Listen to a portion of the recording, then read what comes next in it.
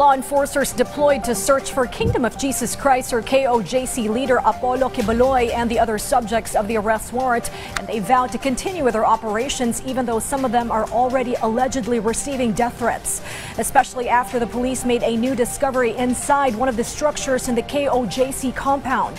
What that is, Benji Durango reveals in this story. We are almost there. Gawin natin ito ng sama-sama. That voice you hear is from Police Brigadier General Nicolas Torre. The police are exhausted after their 11th day of operations inside the KOJC. Mabuhay ang PNP! Mabuhay ang Dabawenyo! The general hopes that these uplifting reminders will boost the morale of his fellow officers. Bring it on! For General Torre, this mission has now become personal. He and his family have allegedly received death threats. Additionally, there are claims of the KOJC filing a slew of lawsuits against him shortly. Hindi ako gaya ng kanyang boss na magtatago. Haharapin ko siya. Kung makulong ako, di makulong.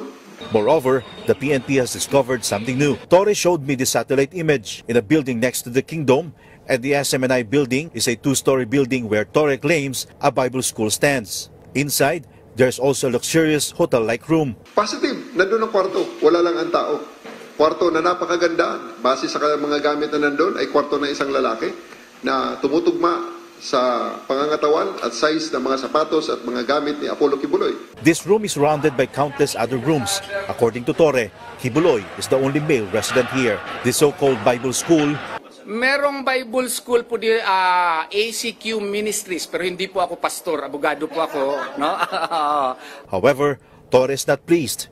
On the first and second floors of the building, police located 10 young girls whose bodies and faces were covered and who the police were barred from getting close. That is already a speculation, no?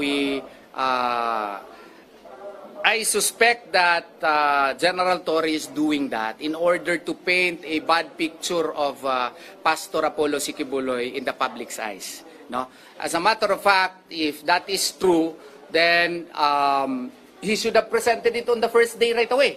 But it was only on the afternoon of September 2 that this was discovered by around 60 police officers. We tried to enter the so-called ACQ College of Ministries, but found it was fiercely guarded by members of the KOJC. While filming, 4 women approached us. May compartmentalization din si Quiboloy sa kanyang mga ginagawa.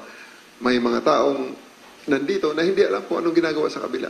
At hindi alam ang lahat-lahat, except for a select few na alam ang overall operations. We were told to stop what we were doing and were driven away. According to Torre, what happened to us is what happens to them every day. The KOJC leaders dictate all their search moves inside.